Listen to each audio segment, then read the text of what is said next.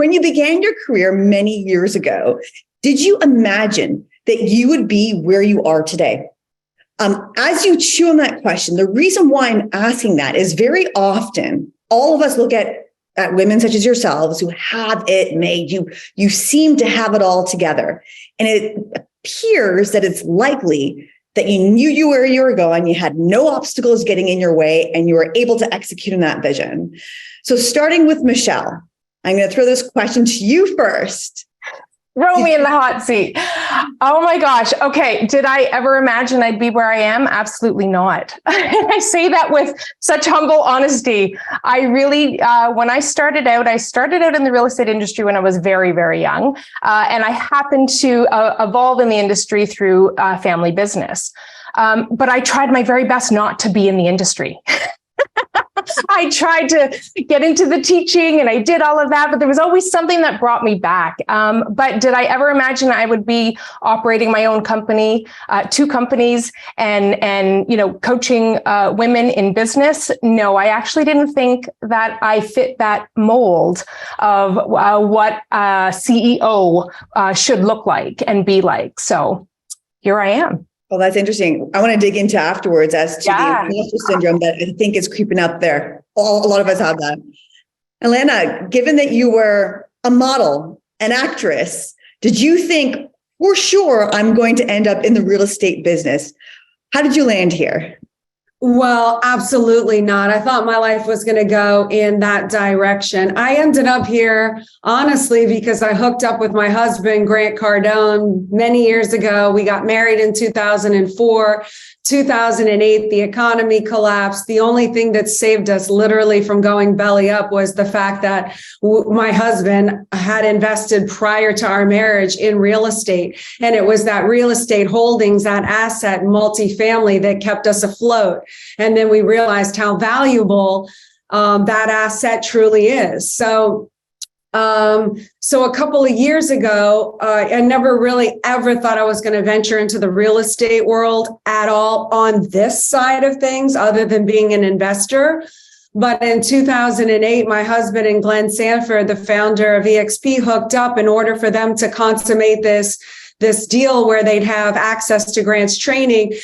Grant's not a realtor. I raised my hand as the good supporting wife saying, okay, I'll get the real estate license so you two can do the deal. Well, once I found out about the model of EXP and how women and men, but mostly women, that's where I have my passion for, right? Could actually have the opportunity to create wealth through real estate with not just their earned income, but in the forms of stocks and in the forms of this revenue share thing. That's when I really hunkered down and said, let me figure this thing out and let me figure out how to support all these other people inside the organization to build their empires, because I know how much wealth can actually be created through real estate. So that's how I ended up here. And I haven't looked back. I've really enjoyed the process. It's not an easy to be in, but it is very rewarding. So absolutely not. I didn't think I would be here.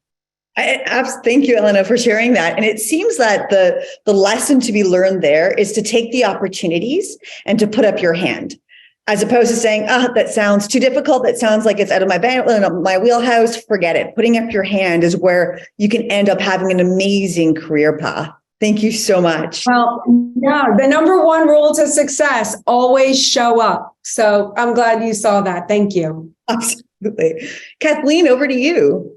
Thank you. I think just like Michelle and Elena, I definitely did not see myself in this. And to be honest, I resisted it. I mean, with my ex-husband, we were in investment properties and I was doing sweat equity. I had little kids. I was dealing with tenants and leases. And I was just like, I don't need another job. And in the end, I did get my license. Thank goodness I was pushed. Real estate really changed my life, saved my life. That's the truth of it. And thank goodness I was pushed. But as soon as I got into real estate, it put a lot of strain on my marriage. And I ended up going into the start of a very messy separation and divorce. And I found myself not being the breadwinner with 2 kids under 5. And, I've got to say, like, I wasn't sitting there going, I want to be a top 1% producer in real estate. I was saying, how am I going to feed my kids? Like, how am I going to pay rent? How am I going to have a place to live? Let alone, how am I going to have the time to cook it and clean up after to make sure they're actually eating it? Right.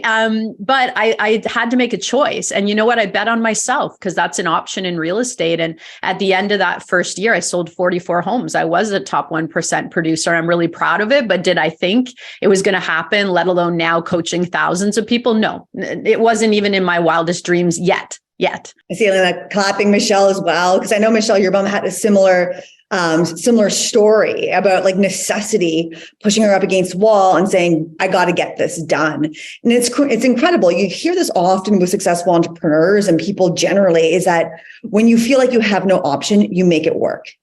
You make it work. And that's a great lesson there. Thank you, Kathleen. Nikki, you're next, and then Spring.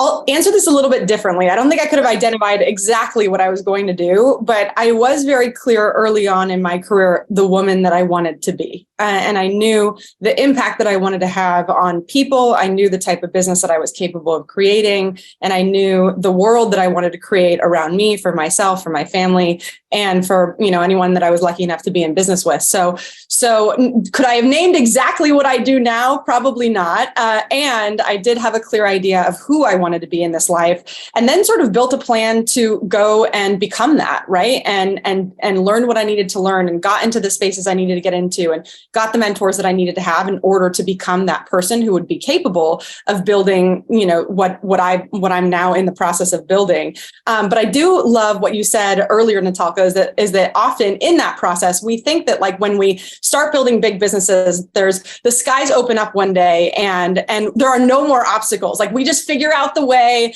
and we don't have to face any obstacles anymore and everything's really easy. And I will say the evolution that I don't think I ever would have been able to name early on, that I finally got to, is that the obstacles never go away. And in fact, the obstacles are the way. Like my business was created because of the obstacles I faced as an individual agent, and finally looked up one day and said, I bet other individual agents are facing this too. I wonder if I could help them. So it sort of became this evolution for me that I leaned into the obstacles to allow them to guide me to become the person I needed to become, to find the solutions I needed to find, and build what I needed to build in order to help other people in that process too.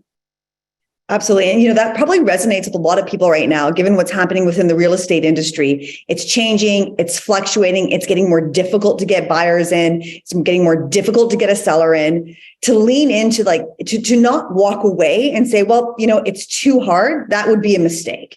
What I'm seeing with all of you on this panel, and what I know about all of you on this panel, is that there are problems and you run towards those problems, but you of course run to them with a solution. Awesome. Thank you, Nikki. Spring, over to you. Yeah, so absolutely not. I got married very young, at 21 years old, 22 years old. And I got my real estate license because I was going to be a stay-at-home mom and buy a few investment properties with my husband. And it looked super easy and kind of glamorous. And then one day we were at lunch, and I lived in a resort community, and the golf course was hiring somebody to work and sell their properties. And it was brought up that I had my license, and they were like, do you want to apply? And I thought instantly, no, like there's no way. And my husband was like, she'd be perfect for it. And I just remember kicking him under the table, like, what are you doing? What are you getting me into? But I got the job, and I'm so fortunate because it ended up creating an environment that was very structured. You had goals, you had to hit quota, all those things. And so it started my real estate career on the right path. From there, I was fortunate enough to just keep on growing and scaling. And then when 2008, 2009 hit, that developer went bankrupt. And that was when I had to make a decision. So learning to pivot and go into that short sale market. And that's when I had the opportunity to start building a team. And so to what Nikki was saying, at that point, I got very clear on what I wanted and hired the right coaches and the opportunities. But originally starting out, absolutely not. I had the goal to be a mom, and which I think is a harder job, honestly, and buy a few properties here or there.